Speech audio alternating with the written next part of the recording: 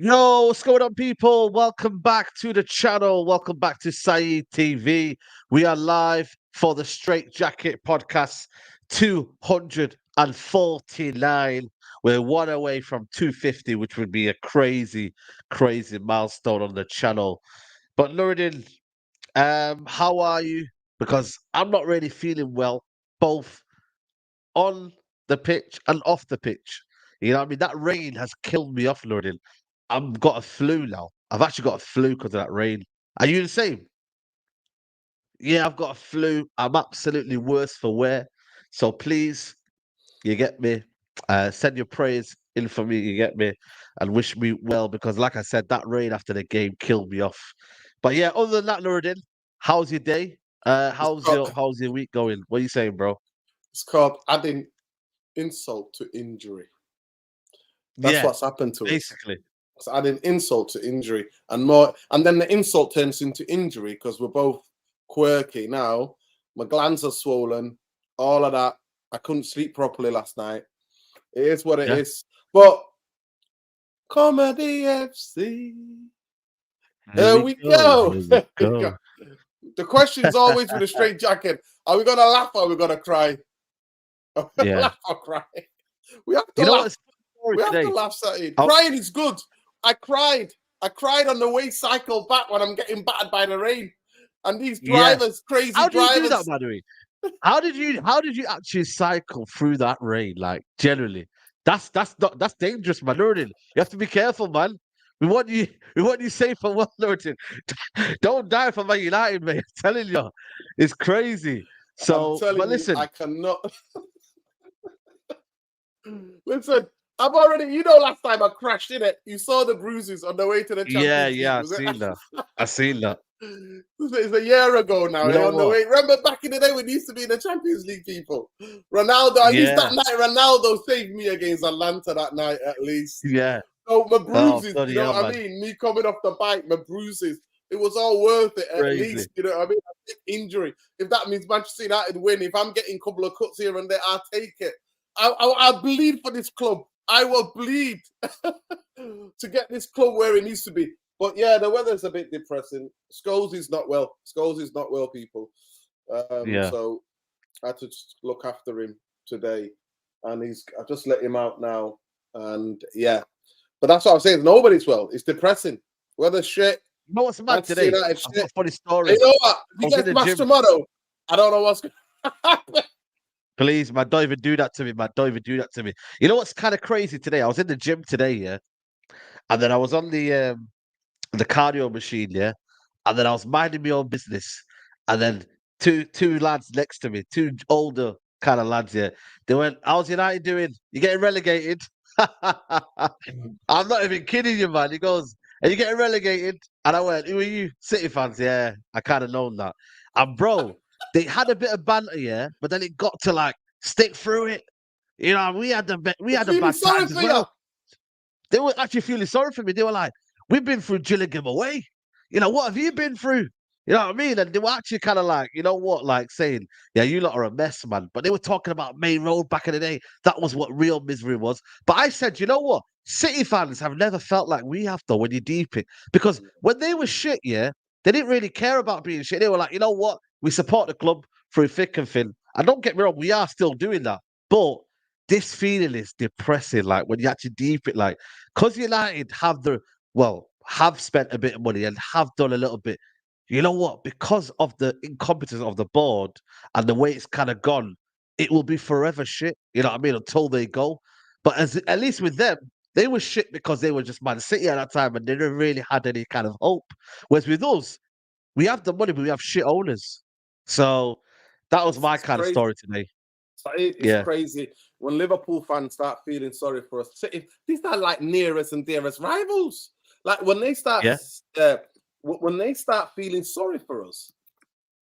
Honestly, I'm just tweeting a thing saying, Yeah. hit that link, people, hit the link because Yeah. it's comedy. Honestly, it's real therapy time. But Saeed, I actually genuinely don't think we played bad. All of the things I talked about, aggression, intensity, you know what I mean? All of that. Of Yeah. course, the tactics of Crystal Palace allowed us to do that. Sat back. But what hurt me the worst, it's not something that it's something that's been happening in the long term. We were not scoring enough goals last season. We created chances last season. We created better chances this season. We're not taking it, but we don't do it sustainable. It's not sustainable. To me, the disaster of football is you can see it in too many goals and you don't score enough. That's relegation from Saeed. That's what teams who get relegated do. They don't. They do goals and they don't score enough. Yeah. We've got 7 goals this season, I think it is. I'm going to get a couple of super chats here. Anthony Utopia, Arsenal fan, says, Saeed, did Manchester United hire a magician as their coach because their ability to make points disappear is truly magical? My United banter. Come on, you Gunners.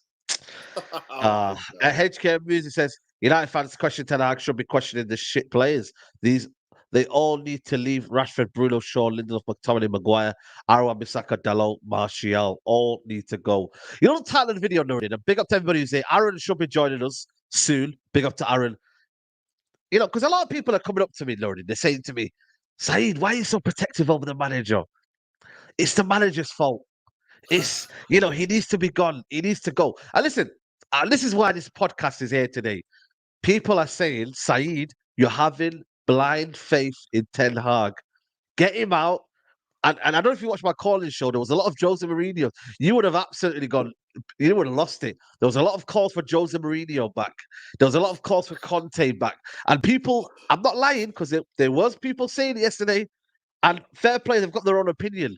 But are we as fans, and obviously we try and back the manager as much as we can, are we having blind faith with Eric Ten Hag? Can he fix it? Can he turn this mess around? Can he, Lordin? Listen, manager deserves criticism. The players deserve criticism. Do I believe in the short term that any of them changing the manager's going to fix this? No. Saeed, we've been here. Oh, Saeed, if the data wasn't here, if it wasn't Ole out, Jose out, Moyes out, Van Gaal out, if none of these things existed, and we were to say this was the beginning, right? This was the beginning. Then I would be like, yeah, you know what, Saeed, you got a point. You've got a point because you know what? Change the manager. Let's get a new manager bounce. Let's sort it out. Get the lads playing again. You know what I mean? Let's have a go, eh? Let's have a go. No. It's not happening, Saeed. It's not happening because I've seen the movie before. We've all got the psychological damage. We've got the scars. We've been. That's the type of football club we've been. We've been that club. So it is madness to me. But big up. Let me just get this. One of my neighbors, the emergency calling. So just 1 second. No. Don't worry. I'm gonna get Aaron involved. Aaron, how are you, bro? Everything all blessed, yeah? Everything blessed, man. How are you? Yeah, not too bad, man. Not too bad. Obviously, there's a lot of Ten Hag in, Ten Hag out. You know what I mean? There's that kind of questioning out there. I'm not gonna lie to you. I'm one of them where I don't see a solution for any manager working out under these Glazers ownership. And people say, well, what does that fix anything? I feel like for me, the same players are at the football club that have bluffed so many managers. For me, can't take another manager being sacked while these owners are still here. I think, the common denominator is the owners. But there are glaring problems there. I can see it. And people will say to me, yo, you're having blind faith. That's the words I'm hearing now. Buzzwords I'm hearing. Saeed, you're having blind faith. I'm going to come back to you, Lourdin. I'm going to get Aaron involved. But Aaron, where are you? Where do you sit with it? Because at the end of the day, there's a big kind of arguments online, social media, in around the fan base. Where do you sit with Ten Hag, and how far can we back him for this job?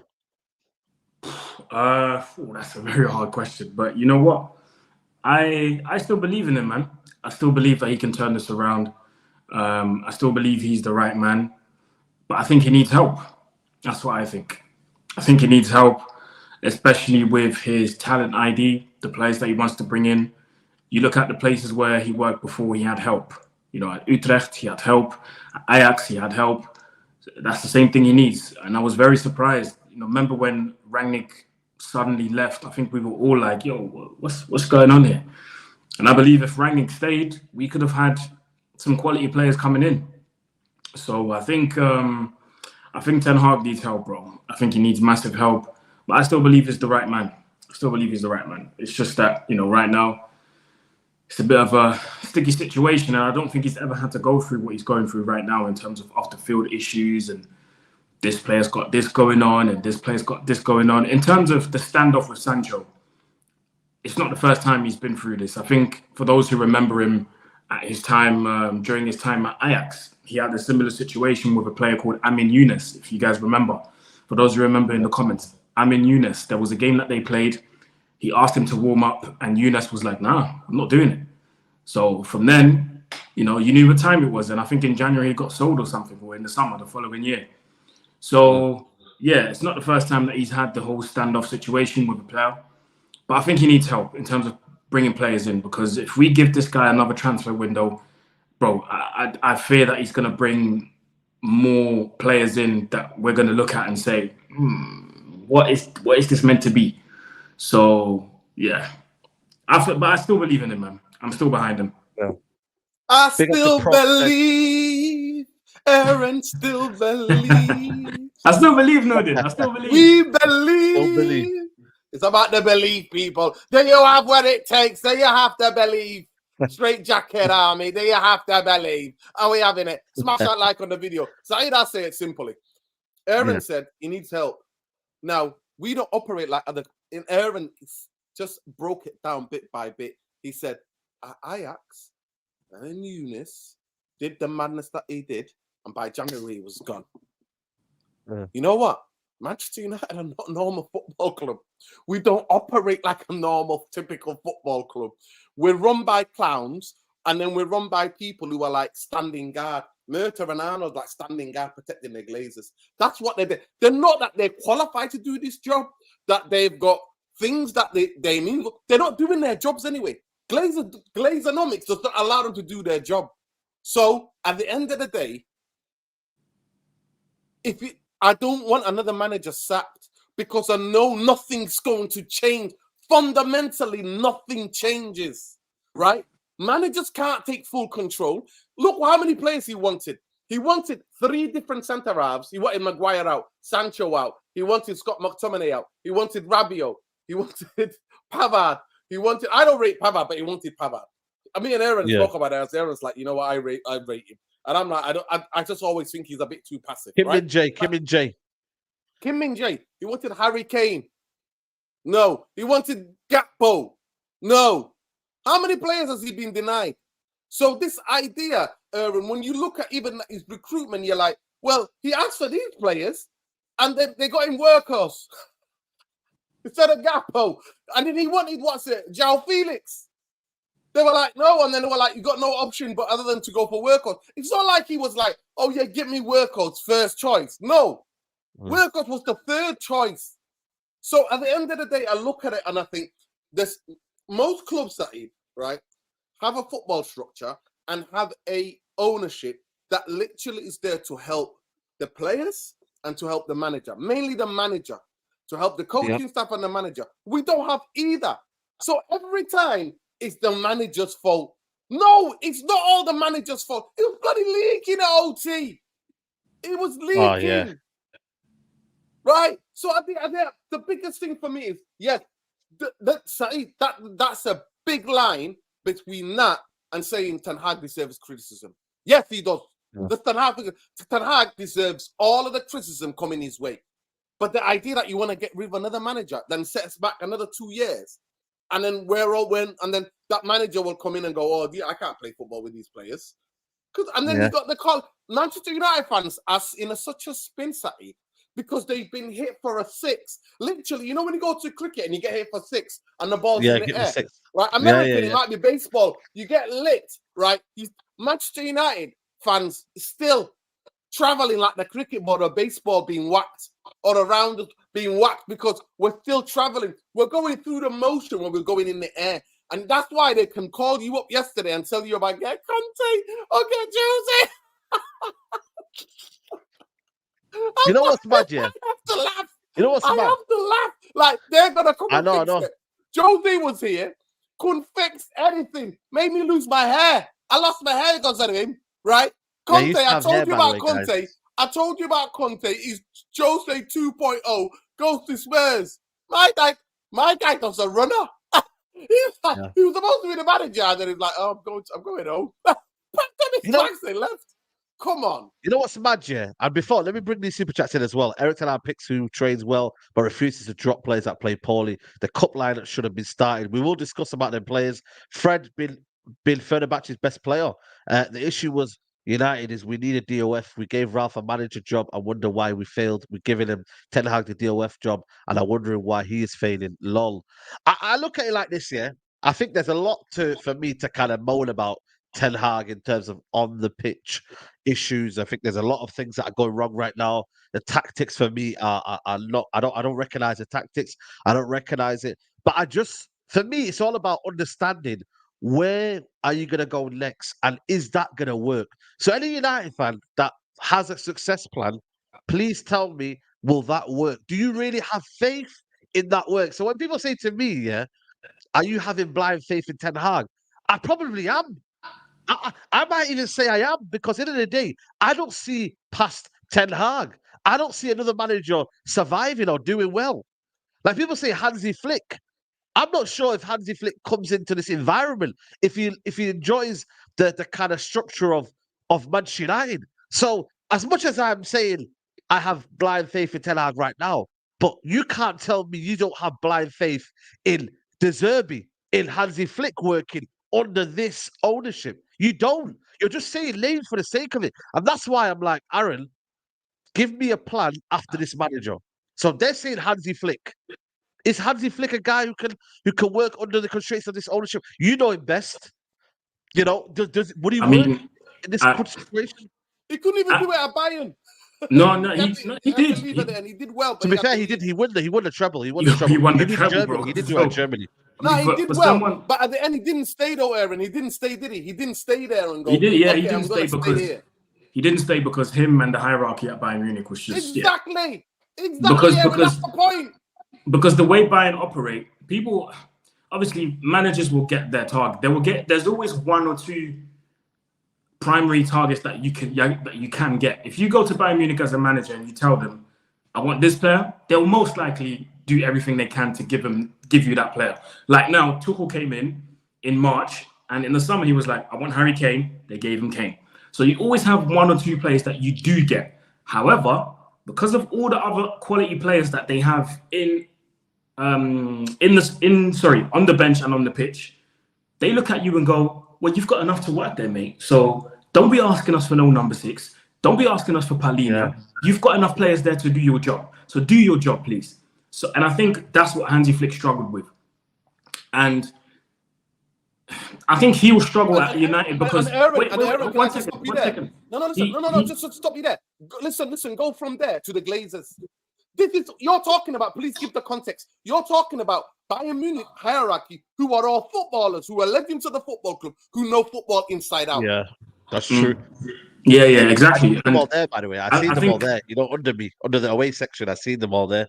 Yeah, so I think if he comes to Man United, tactically, I've got no doubts that will improve. Oh. But it's the recruit. What's going on? AS Monaco have announced the departure of Paul Mitchell. So maybe, you know what I mean, there's an opportunity for Man United to go and get him. Saeed, stop begging. Saeed, stop begging. Stop it. Yeah, go on, Aaron, around with a put begging ball. Aaron, finish your point. Sorry, bro. I mean, he's apparently a Manchester lad, so hey, listen. You never know.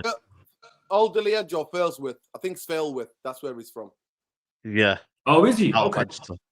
Yeah, so I think if he comes to Man United, he'll struggle because one, he doesn't have quality players to work with. And two, if he does ask for players, he might get one, but he might not get two, and definitely not three. So yeah, I don't know. But you know, if this Ten Hag project fails, yeah, then Hansi Flick in it. Hansi Flick, why not? You know what it is? And I mean, listen, I actually like him. I genuinely like him, and I rate him. And that's why I was shocked that it failed with Germany. I was really shocked that it failed with Germany. No, I'll tell you why. The reason why it failed with Germany is because he didn't understand. I think he was still in club football mode in his head. And he didn't understand that club football and international football is different. And it was weird because he was Joachim Löw's assistant for over 10 years, so he should know that anyway. So it was a bit weird that he didn't know that. Do you know what I mean? He tried. You see, when it comes to international football in tournaments, bro, it's not even about playing. It's not about playing pretty football unless it's ingrained in your DNA, like Spain. They have that DNA of playing pretty football, no matter what. Germany never played that type of football, bro. They're just all about being efficient, scoring goals, and then we go home, pack it up, and that's it.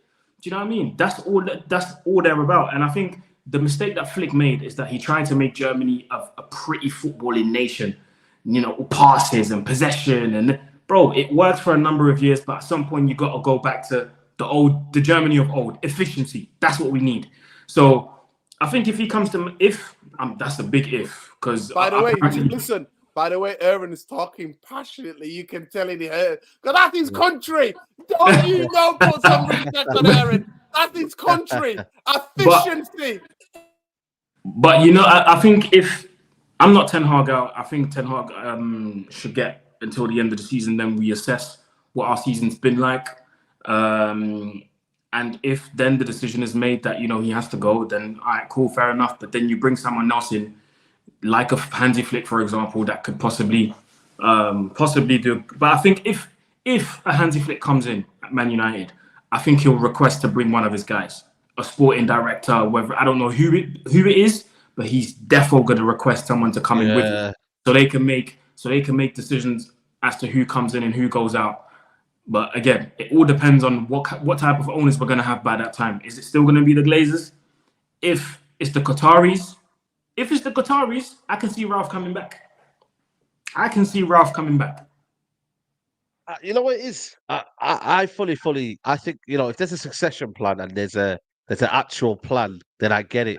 But I can't lie to you. Right now, we're dealing with the situation that the Glazers are still in control. So, because we're all thinking short term, a lot of people are thinking short term. They're thinking they want this manager out, but then they're saying Qatar come in, which doesn't look like it's going to happen. So, right now, as it stands, Ten Hag is the manager. We have to understand what's going wrong, and we need to talk about that. And this is where I kind of go to next, Nordin. Like, does it look like to you? He looks like a man that is lost, that is playing in a way where it's his philosophy. Like, I look at him and I think, for me, he's thrown his philosophies out the window. He's just almost thinking short term. How can I get through Burnley? How can I get through? Like yesterday, sorry, Crystal Palace. I get it was possession, but why don't you play that possession football against Burnley? Like, it's one time it's this, one time it's that. He's playing for short term, which I don't think it's right. But like, what do you think's going wrong for him right now, Lord? Because I'm not gonna lie to you. I think for me, he's he could get himself sacked. And this is not me kind of getting him, like I wanted him sacked. His position could become untenable because we're not getting results. Every single game this season, we could have easily lost. Easily. Like every single game this season, yeah, we could have easily lost. I'm not even buying into that game against Nottingham Forest. People are telling me, oh, you came back from Nottingham Forest, you played good football. No, it's, you know, when sometimes even under Fergie, when we were 2-0 down, yeah, we just was just battering the goal. We weren't playing good football. We were just attack. Through the kitchen Sorry? sink. Through the kitchen Yeah, sink. we're just through the kitchen sink. Yeah, like remember was it against Tottenham? We were 2-0 down and we won 5. Was it 5-2? Ronaldo and bro, we were just throwing the kitchen sink. Like that's what it is right now. Ten Hag is throwing the kitchen sink in, and it's like, right, go on then. Right, let's go attack. There's no kind of patterns of what we're trying to do. It's heartbreaking, Saeed. I'm not gonna lie to you. It's to watch. I'm not gonna lie to you. I'm not as angry as I would be because I expected a lot of this stuff. I said it here again and again on Straightjacket podcast. I said the recruitment, because he burnt the players out last season. A majority of the fan base supported that, by the way. I was one of the voices that was like, I'm not sure about this burnout FC because I saw it happen to Liverpool, and I have to repeat myself. I have to remind people who were calling me negative on this here, on this podcast. People are like, "Oh, you're moaning." He just like moaning. No, I was like, forget about these other competitions. Focus on 1 or 2 because your squad, you've only got 1 or 2, not 4. At the end of the day, I said, okay, at the end of the season, he needs to freshen 5. We need 5 players, whether it's both in combination of manager and the club, signing 5 players that could go into that team that are ready to go. not developmental, not ready to go. And we didn't have that. At the end of the day, he wanted 3 centre halves. I've named all the people that he wanted from January onwards to this summer, and they didn't get it for him. So the idea that we're struggling, Saeed, no. And in terms of not scoring goals, we've been struggling scoring goals last season, but because we were not conceding as many goals, other than the City and Liverpool game, other than those 2 games, and the Brentford game, those 3 games, we lost heavily. But other than those, we were not conceding that many goals. So, but now that bit is done. I think he wants us to play a bit more open. He's tried to get us to play, but unfortunately, he got hit with the injuries. But Saeed, when you burn people out, again, I use Liverpool as an example, you are going to get injuries because you burnt the players out last season. I mean, I've got it coming up on United Real Therapy later on. The person the mismanagement, the people that mismanaged Lisandro Martinez's injury need to be sacked. They are dangerous. They're playing against us. They need to be gone, Saeed. They need to be gone. I can't trust them with other players. We've got Arsenal's doctor now. Well, we've been waiting for 3 months. He only started against Burnley, Aaron. He only started. I know. He started against Burnley. So the people who mismanaged that, Saeed, he's the head of sport, the sports science. The people who mismanaged that, they all need to be sacked. It's absolutely basic, Saeed. Saeed, I got friends who are into UFC, yeah? Some of their friends fight. They're like just people like us who are just into fighters, you know what I mean? They work a part-time job. They train a lot. They take their sport. They employ from the winnings they get from the matches, yeah?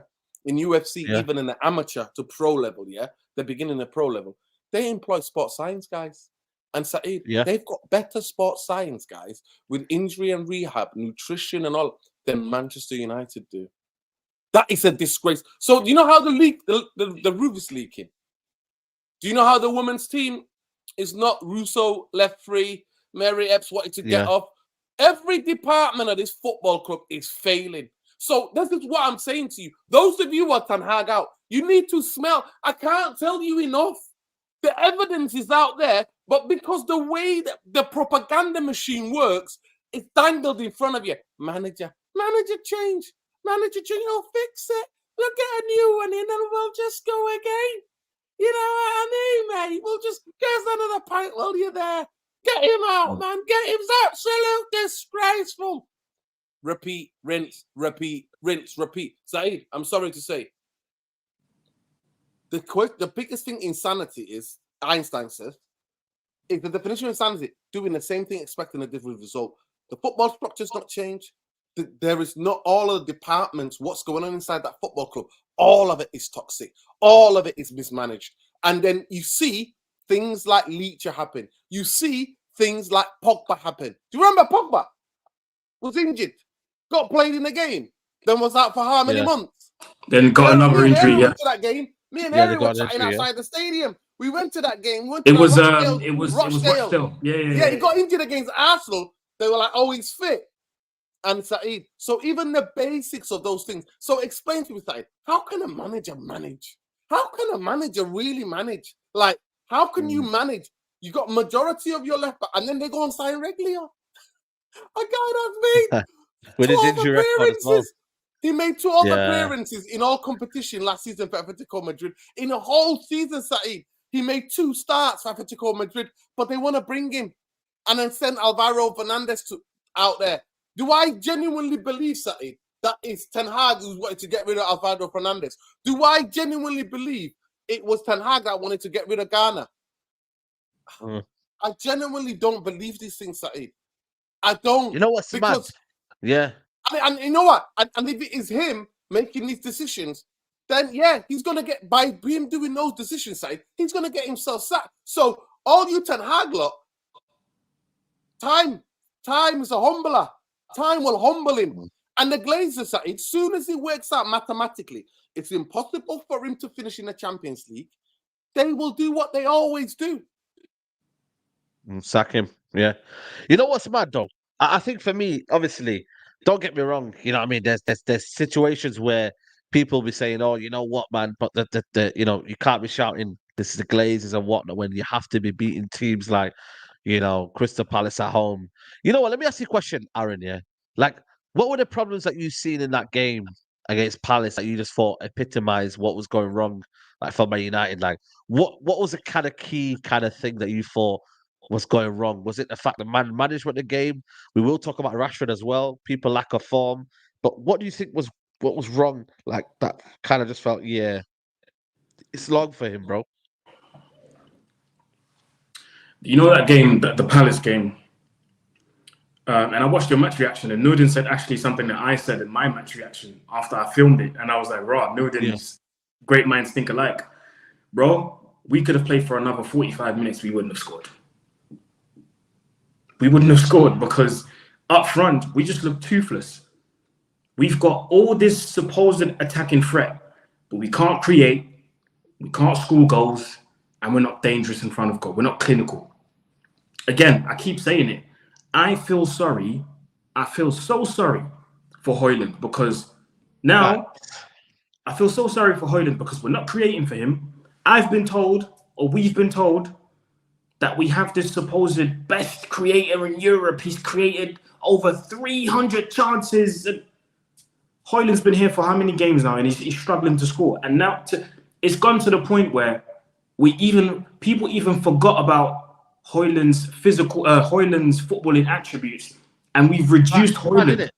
Bro, it's crazy because people forgot about Højlund's footballing abilities, and they've reduced Højlund to this wrestler now. Oh, look at how he wrestles against the bro. We didn't bring him in for that. Yeah. It was nice. It was nice in his first cameo. It was nice because we were behind. We were chasing the scoreline. Cool, but let's not do it every game, bro. Like the guy goes off the pitch wrestling more than he plays football. Like what is this now? What have we become?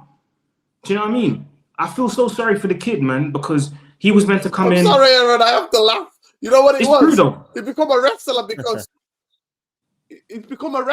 Gabriel from Arsenal turned him into a wrestler, got him involved in a wrestling what should have been a penalty. So I blame that on VAR and the Premier League that he's become a wrestler. He's become a wrestler now. And the thing is, Højlund is doing most of the things right. Like he's holding up the ball properly. He's playing it out wide. As soon as he plays it wide, his first thought is, I need to run into the box.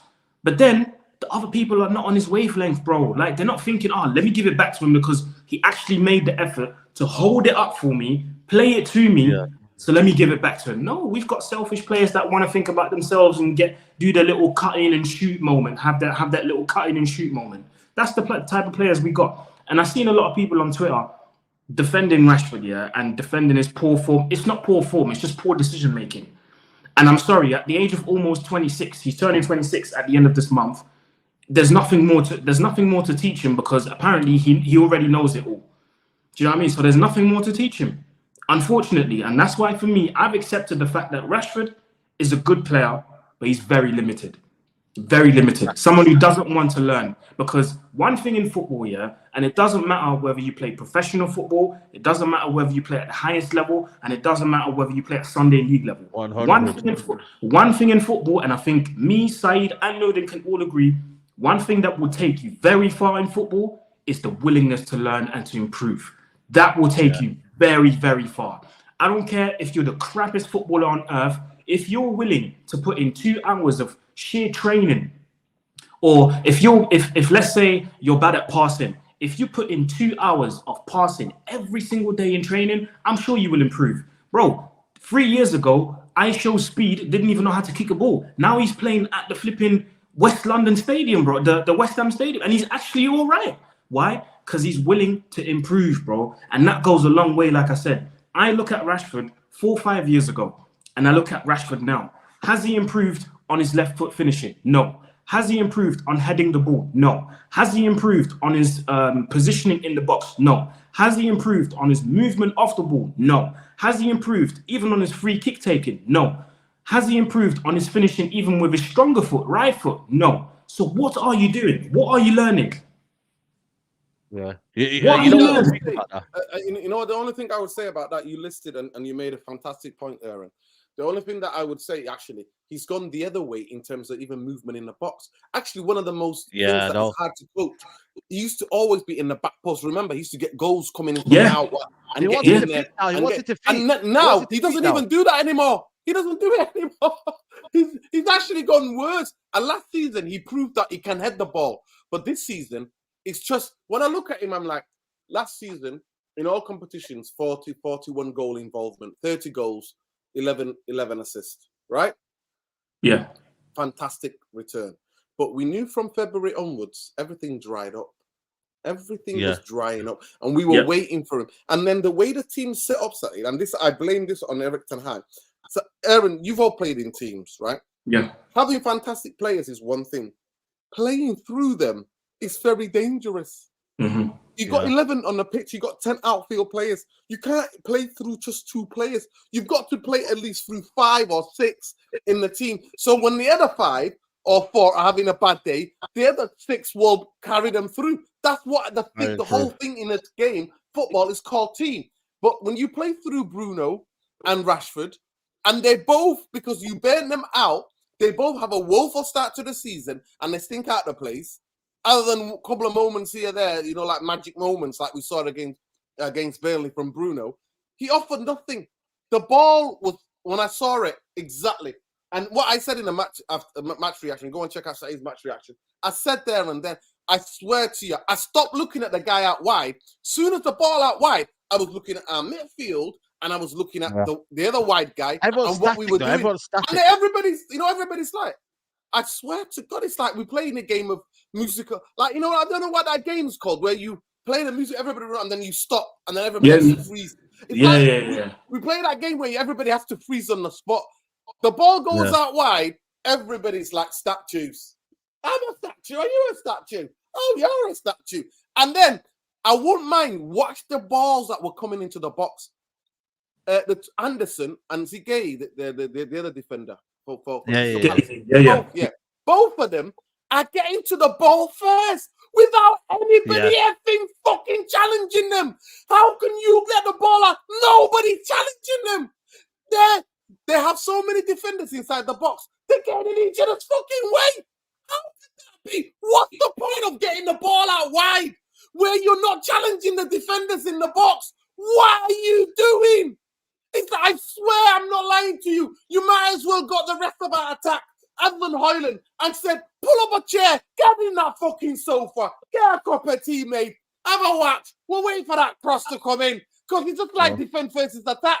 It's like, you know, when defenders, Aaron, you know when they do drills? You know when you play for a team, they do defensive drills. They would get somebody who's good at crossing to cross the ball. Nobody will be in that box. They will get a defender to get the boost of confidence, right? You know what some of my coaches used to do? They would just get guys to cross the ball, and the defenders would all just get their positioning, get their distances right, play the ball. You know what, nobody was allowed to attack them. Can I just type of fucking football? We played attacking wise like it was a fucking drill from training ground, but we weren't allowed to attack. Can I just say, because I'm about to get off now, Can I just say, no worries. Just to finish, like I said, and I like the fact that you both agreed with me. And this is not just in football; it's in all walks of life. Like I repeat it, it goes a long way when you show willingness to learn, when you show accountability for what you've done wrong, and you show the ability to learn. You guys know the saying that the definition of insanity is trying the same thing over and over again and having the same result. Rashford needs to learn, and this is why I wonder who sits him down, who shows him the tapes. Do they actually do? Is there a tactical breakdown where everybody sits in the room like we've seen with the Arsenal documentary? Is there a tactical breakdown? Maybe a one-on-one session. Look, Rashid, look, when you get the ball, you try this every time. Try something different. Move a bit different. Who's telling them these things? Who's telling them these things? And like you said, Saeed, when you tweeted that, I was like, it's him, though, Nordin. It's him, Aaron. He believes his own hype. He believes exactly. And that's wrong. And it's like you tweeted, bro. When you tweeted and you said that you believe that there's a secret clause in a contract, and I was like, you know what? You know what? I mean, how many crazy clauses have we seen in football ever since we started watching? We've heard some crazy clauses, right? So that might actually be the case, Saeed. You might be right. And maybe that's why Ten Hag can't drop him. But yeah, that's me, man. That's me. Anyway, boys. I love Aaron, man. We'll catch up anyway, man. Big up, bro. We'll catch up. Following people. Big up. Big up, bro. Big up, bro. But you know what it is, though? You know, can I just reply back, though? For me, no, hold on a minute. I think with Rashford, yeah, I think he believes in his own hype. I think some certain players, they're on a world class level. You know what I mean? Mbappe and all these guys have built up their reputation as one of the world's best strikers. I look at Rashford, I think his career has been inconsistent. Can we all agree his career at Man United has been inconsistent? You've had highs and you've had lows. But I just look at him and I think now, yeah, he doesn't want to press. He doesn't want to pass. He wants to have all the glory. He wants to make sure he's a main man, etc., etc. But right now, I just feel like for me, he needs to be humbled. Rashford right now needs to be benched and said, "Yo, brother, you know what I mean? Like you've come from the academy. Yes, you've come a long way and you've done well in your career to get to this level. But please humble yourself. You are not Ronaldo. You're not a world class player. Relax on the bench. And you know what? You're first. You're a team player. Second, you win those games. It's simple as that. So I feel like for me, yes, he's on this contract. And do I agree he's on 370 grand a week? No. But I'm not going to hate on a man. I'm not going to watch people's So, pockets. That's not who I do. But at the same time, United fans overhype him. And I've said this from day one. But it looks like for me, I'm a hater.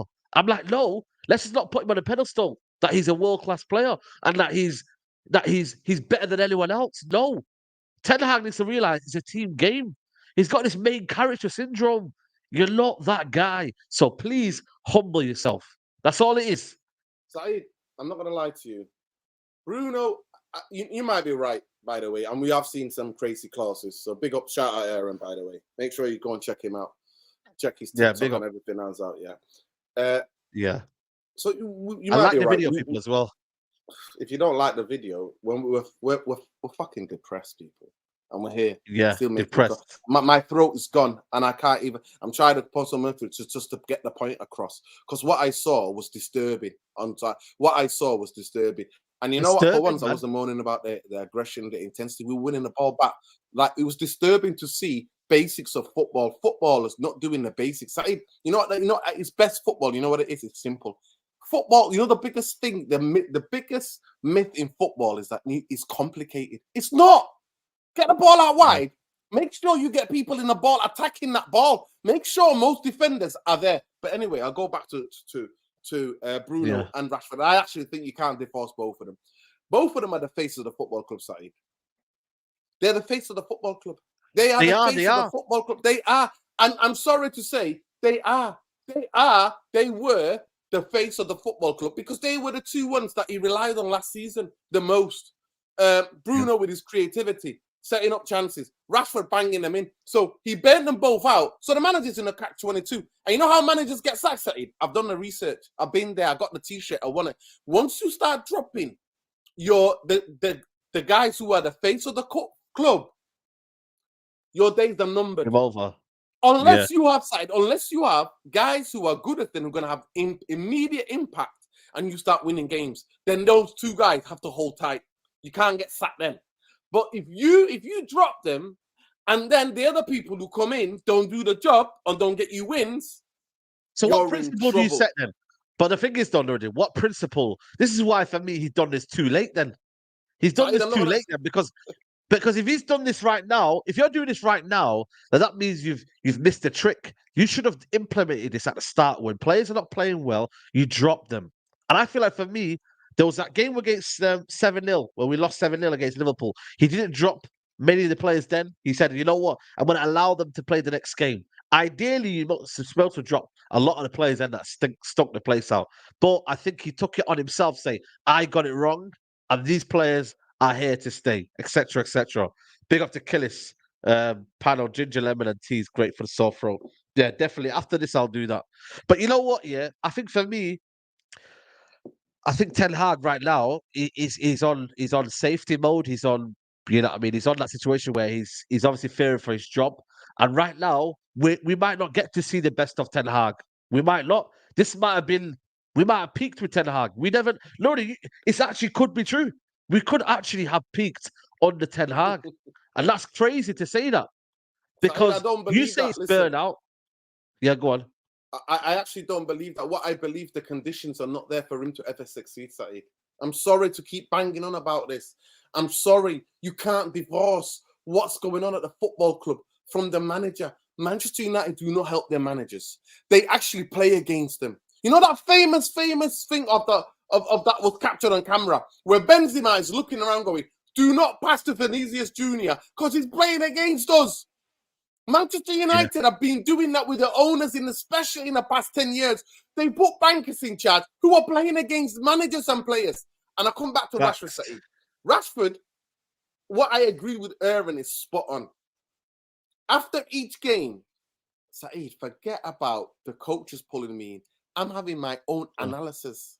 So, with that amount of money you can afford. You know, have you heard of modern footballers? Ronaldo, he's become such a big. So he pulls a team around him that actually aid and abet him. So if the club's not providing it, just provide it yourself because you want to succeed.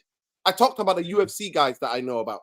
They're literally business with. They put a team around them best for them to go and perform the best. So Rashford, you know, when he went to Nike training center last summer. He didn't go this summer, did he? He didn't because there was no time. Remember last summer he went to Nike. He's a Nike athlete.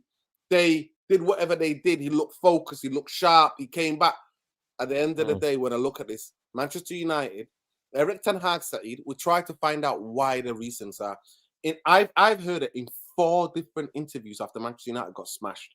And you know, all the people are like, why is this? What do you put down to? Every journalist asked him, what do you put down to this bad start to the season, Eric? And he's like, well, if I told you, you'll be saying I've been making excuses.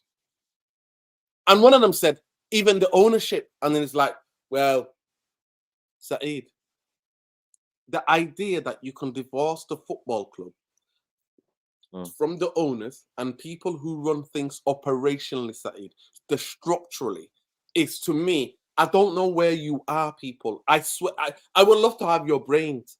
And I'm not saying that I'm a saint or Saeed is a saint or we know what we're doing. We were the same as you. I was like, get this Moyes clan out. I was like, Louis, I remember the game where he broke me out of Louis van Gaal. Louis van Gaal, the game that broke me was the cup game. Remember the cup game between us and Sheffield United? And Sheffield United was still in the championship. And Memphis Depay shot. We kept the ball between Danny Blind and the other centre half, and then back. I think mine was Stoke away, where I was like, I can't do that anymore. No, let me tell you something. The day that he broke me with Louis van Gaal was that Memphis Depay had a shot. He went 12 yards out wide of the post, and the whole stadium went, ooh, sarcastically. We all went, shoot, and he shot, and he went, ooh. That's the kind of shot we had. I think we had one shot. Yeah, one shot. Yeah. That's when the game was just like, right, ridiculous. But the biggest thing for me, I'll go back to this. Erik ten Hag is clearly making mistakes. Erik ten Hag, to me, I said be proactive. I sent the tweet outside. By the way, the Wi-Fi worked for me on I was getting wet because I was already on pitch side. I don't know if you saw my tweet, but I was on pitch side. I was getting wet right on the pitch, right? North stand. If you know, you know, right? Yeah. And I was getting wet, and it actually worked. I was like, that's the only thing that's working today. So when I put my tweet out, it worked till about 4 o'clock. I put it out for the however time it was. It took 10 minutes for it to land. And Saeed, I said, I used Erik ten Hag's words. I said, we know from the first half, as soon as they went 1-0 up, Crystal Palace, Saeed, were wasting time. So I said, be proactive. He likes that word, doesn't he? He always used that. We have to be proactive. Proactive, yeah, proactive. You know what? I said, use these words. I said, be proactive. Make the changes that is needed. Do not wait too long. And what did he do, Saeed? He waited too long. And then he started bringing Maguire as a striker. Are you taking the piss, Eric? Yeah. That's another thing as well. You know what it is, yeah? And this is what I'm saying, like, can this style of play improve, no? Like, when you look at the style of play we play right now, yeah? Because I feel like the fans, I feel like they're looking for more style rather than results. I think the results will come when the style of play happens. Right now, nobody knows what the style of play of Erik ten Hag is. I can't lie to you. We don't press. You know what I mean? I don't really see it as much as and when we do press, it's one does it and then one doesn't do it. And it's not like everyone's pressing right now. I'm looking and I'm like, I'm confused as to what his style of play is. I'll be real with you, man. And you know what? It's game to game. It's very, very limited. He doesn't have a kind of a long-term vision for what Man United are. Like last season, I can't lie to you. I didn't think I seen it in moments. I seen it flashes. I seen it in certain games. You know, I looked at the Barcelona game and I thought that was one of our best games at home and away. But when I look at it on the whole, I think he hasn't been able to really translate it on the football pitch. And that's why I said the players are not playing for him. Sorry, the players are not playing for him. The players are confused, I've said. I think the players don't understand what the philosophy is, so they're taking it upon themselves to win the game, which I think Ten Hag shouldn't be allowing the players to do that. He should be saying, you know what? No, you are not going to just run with the ball and just take on 3 or 4 man. You're going to do what I told you to do. Because I don't think Ten Hag's football is give it to the best player and then he scores. I don't think it's that.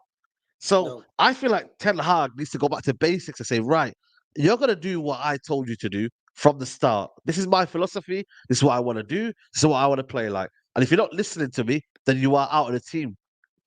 I don't know if it's too late for that. And now it's a case of damage limitations. I don't know.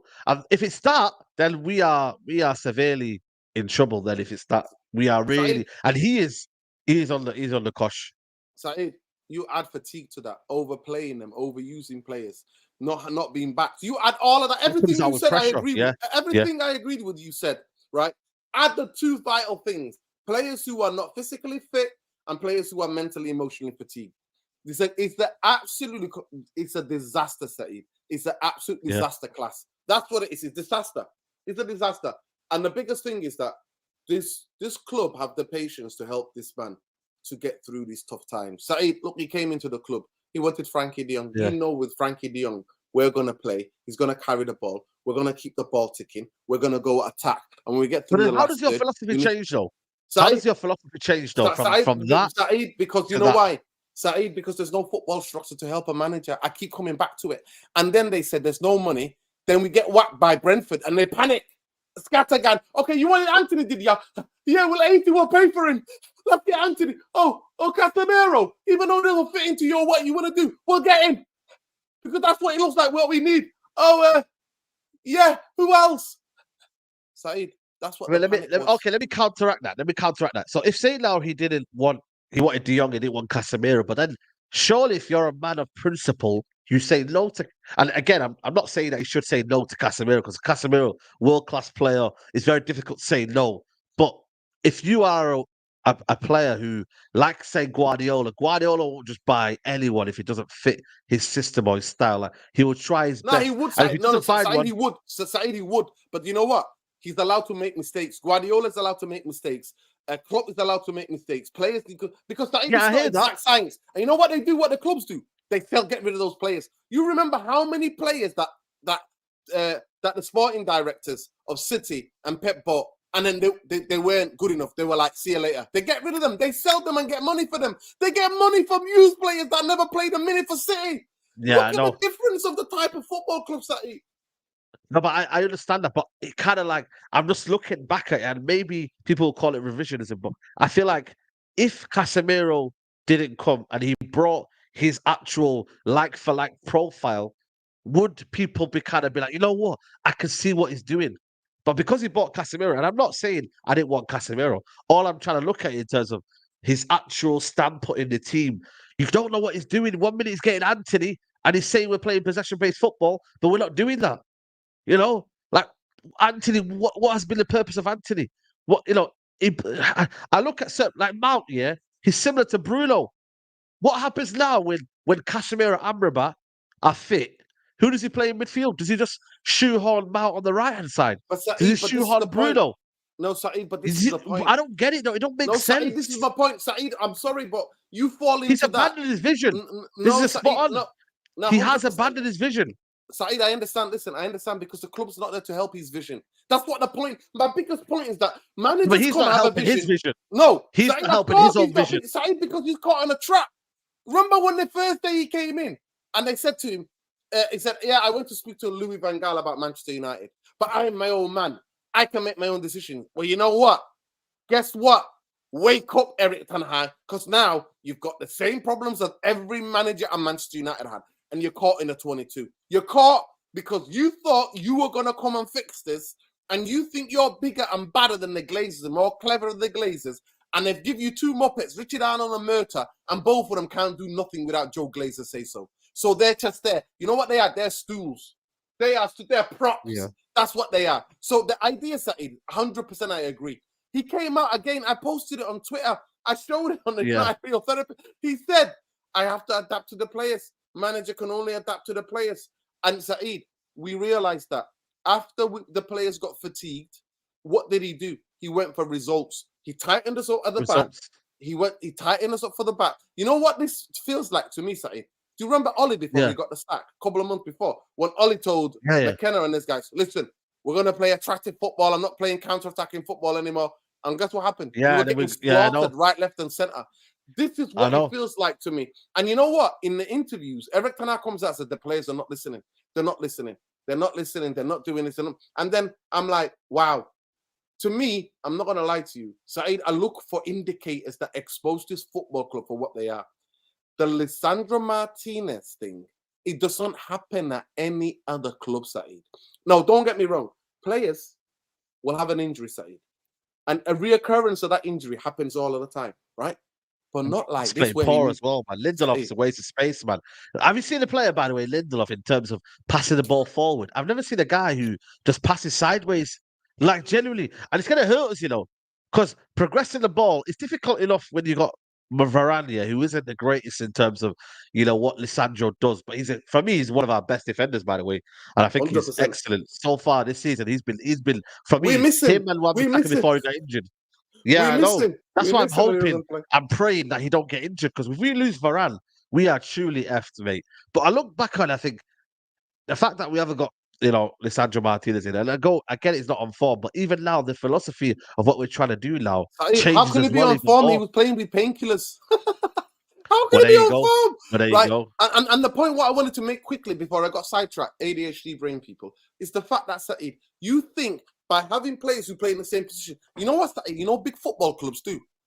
They tell the Bruno, you hold him bench for the next 2 games. And you know what, Mount's going to start. And you know what, Mount gets in the run. You know what, Mount, you're coming off. Saeed, look at Pep. He changes the front 3. He's like, you know what, you had to go. New front 3, come on. Bayern Munich, they bring the front 3 off. Give another front 3 a chance, Saeed. You need that so players don't get burnt out. With Manchester United fans, in all of us, we think because that player is similar to that player, because one of them starts, no, that means you pick the games for them to start. It's so many games. All of them will have to play. I'd rather have quality. I look at Liverpool. Do you think Liverpool go? You see what Darwin Núñez in his goal involvement last season was terrific, regardless how we want to banter him. So it was impressive for the first season, right? This season, you don't start many games. Jota and that are getting a go. Right, Jota, get off. Darwin Núñez is getting games. Saeed, nobody knows when they're playing. Saeed, but even Salah's coming off, though. Salah's coming off as well. Salah's coming off half time. Saeed, listen, you saw it with Ange. You saw it against Arsenal. Son, dangerous all game. Looks at him and guess, you know what? He's done enough. Bring him up. Little niggle with what's his name? Maddison, get off the pitch. Man United, no, play to the death. I swear to think we think it's Mortal Kombat. We think we're not playing football, Saeed. We're playing Mortal Kombat. To the death. Finish him. That's what we're at. We are finishing. You know what? Let me ask you a question, just to kind of round up the podcast. Please, guys, keep liking the video. Tomorrow, if you don't have 500 likes, if you don't have 500 likes, I've got a headache, massive flu headache. Saeed's not well. We don't have 500 likes, we passed 500. We passed 500. You're lucky. Yeah. You're lucky, Therapia. You're lucky, Straightjacket Army. You're lucky. I let you off. You know what, though? Could tomorrow, and I know, listen, Galatasaray, I can't lie to you, man. I don't know if I've got the health to come for tomorrow. I can't lie to you because I'll be real with you, man. Like, I'm dying right now. I got a flu, yeah.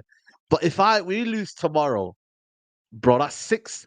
We're -6 because obviously we're not won 2 games. So that we basically lost 6 points. If we lose tomorrow, bro, I don't know, man. That could be serious.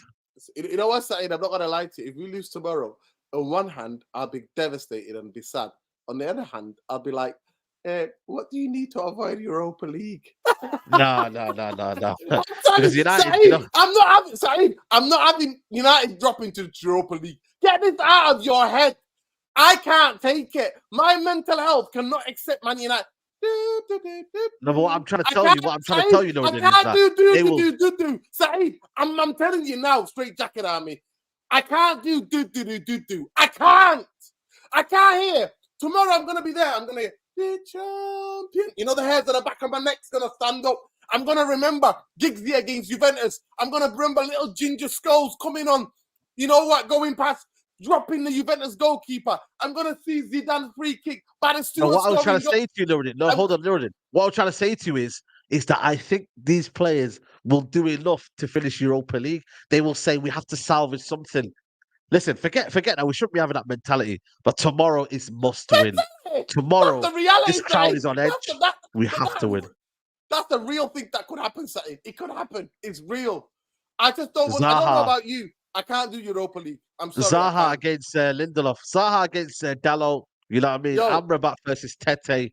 Yeah, listen. Listen, big up for people. Listen, we're doing a straight. We're doing a therapy. I mean, real raw red podcast right after this, and we're gonna actually. We've got a boy from a Turkish brother who's a Galatasaray fan, big Galatasaray fan. Okay. He's gonna join us. He's gonna join us half an hour into the show. Come, because we're gonna go through that. Because I'm telling you now, Saeed, if we lose tomorrow, I'm honestly, I have to calculate how many points do we have to get so that we don't drop into the Europa League. I'm sorry, Saeed, I'm gonna have to do that. That. You know, and like I said, the fan base might even turn on Ten Hag on that kind of moment. So we're gonna discuss it. If it already isn't now, we're gonna discuss it all, people. So come and join us. Big up to everybody who's here. Guys, 1,200 here. Make sure you follow United Real Therapy. But like the video, man. We said 500 likes, but it should be more, really, because that means 700 of you, or whoever are in here are just here, which is kind of a bit weird. We have to beg them. I can't believe you have to beg them. I genuinely can't. So that's what I think. People. They're like the Glazers. Yeah. They're like the Glazers, man. You know what I mean? Penny pinching the likes. But guys, big up to everybody who's here. Like I said, it's all about opinions. Whether you are Ten Hag in, Ten Hag out, I always think, you know what? Think about the bigger picture. That's my thing. I always think about the bigger picture now. I think for me, short-term thinking is just... them days are over for me, like thinking about a new manager, because I truly think for me, these players are bluffing another manager. Roy Keane said it under Ollie, and it's the same thing happening with these guys. This has been the Straightjacket Podcast 249. We're out.